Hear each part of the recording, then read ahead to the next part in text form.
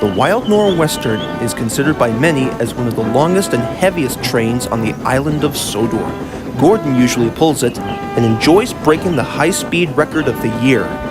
It is an important train too and must always run regardless of any situation occurred.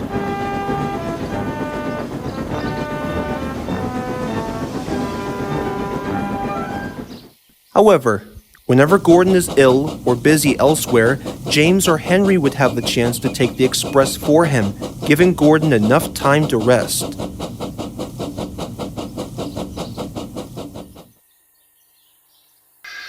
Early one morning, Gordon was feeling rather stuffed up, and he was growing a little sick too.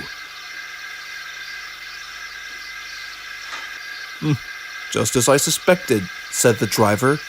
Probably the bad coal from yesterday. It's clogging up your tubes something awful. Now, if only we should have picked up some fresh coal back at the coaling depot. Whew.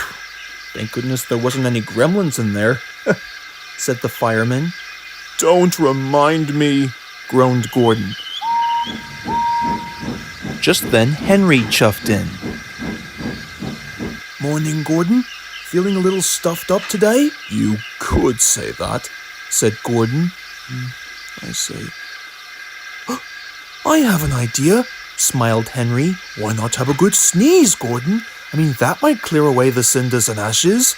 He could remember years ago when he taught some boys a lesson for tossing stones at him. All Gordon could say was, Certainly not! The Fat Controller would never approve. Besides, he didn't seem to like your sneeze as far as I could remember. I just need to go to the works to have the old tubes cleaned. Now, run along, my dear engine. All right, I'm going. Sheesh.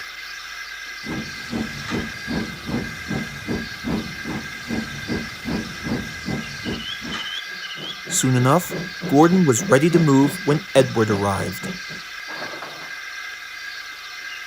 I don't know, Gordon. Just what are we going to do with you, eh?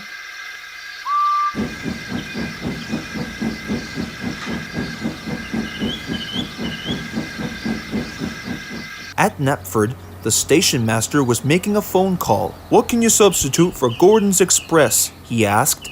Well, there's the high-speed train that was purchased the other day. It's only got one power car working, but it's sure to keep up with the Fat Controller's timing. As soon as the arrangements by the Fat Controller was made, Pip and Emma were delighted to stand in for Gordon. Pip's cooling system was faulty, making her hot and bothered. But Emma didn't mind that.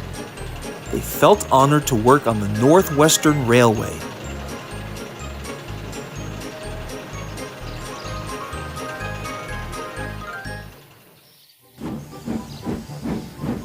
Meanwhile, James, following a little later with a stopping train, was surprised when the signalman walked up to the platform. That high-speed diesel's failed, he said. I want you to go gently until you reach it, and then push it to the next loop, and then go in front to pull it home. Oh boy, said James. Anyhow, what about the express passengers? Surely they wouldn't want to make a few extra stops. I'm sorry, James. Better that way than your people missing their stations.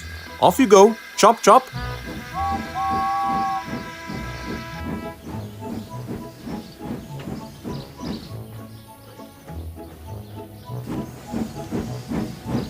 A little while, James found Pip and Emma about 2 miles in front.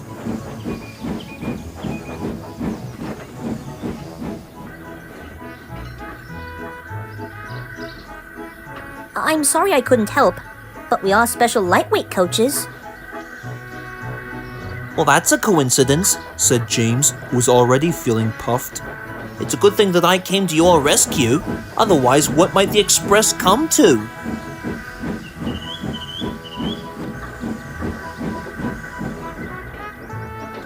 Soon enough, James found it easier than he expected.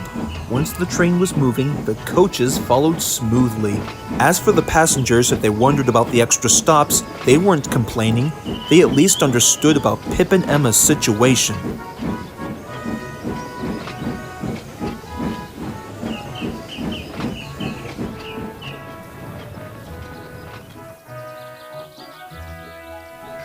At Knapford, the Fat Controller met the strange train. "I'm sorry we're late, sir," said James. "I didn't mean to be late with my passenger train." But to his surprise, the Fat Controller was smiling. "Now, James, it wasn't your fault. I am quite pleased with you. You have saved an awkward situation.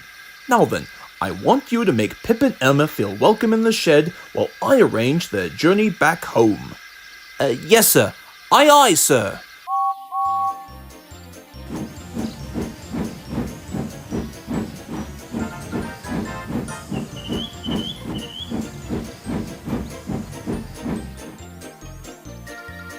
Back at the sheds, the other engines were quiet at first, but they soon found the diesels friendly, and before long they were interacting and laughing together like old pals.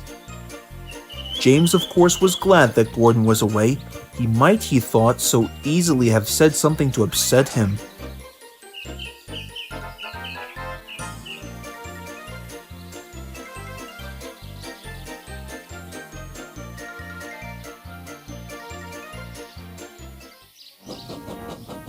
Gordon was glad to come home next day.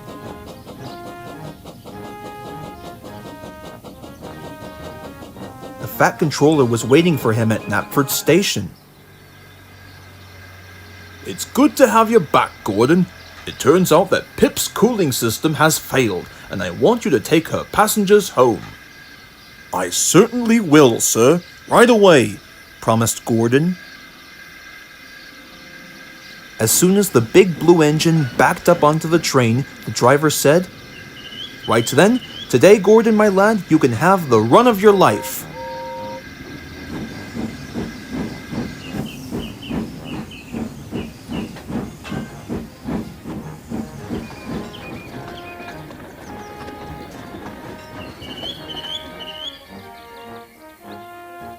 And he did so too, and was having a wonderful day.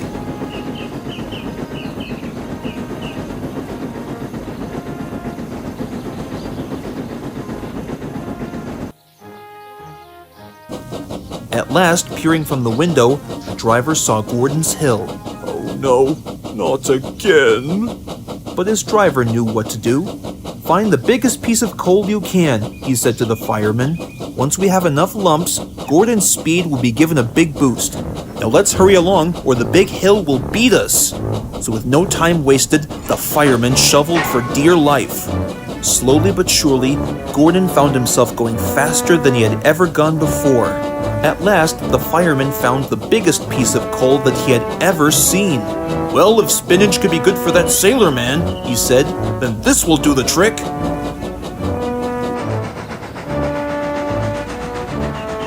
Thundering through the big hill, Gordon now felt that the slope was easier to climb. Cautiously, he opened one eye, and then he opened the other.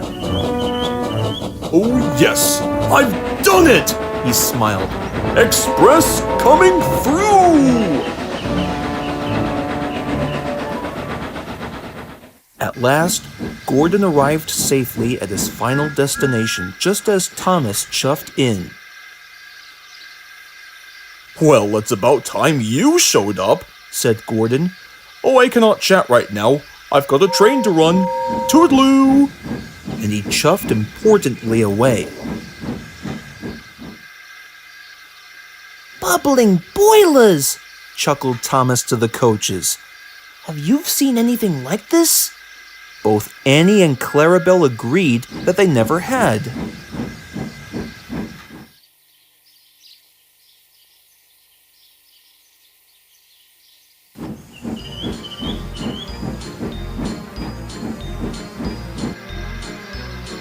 "Afternoon, Pip.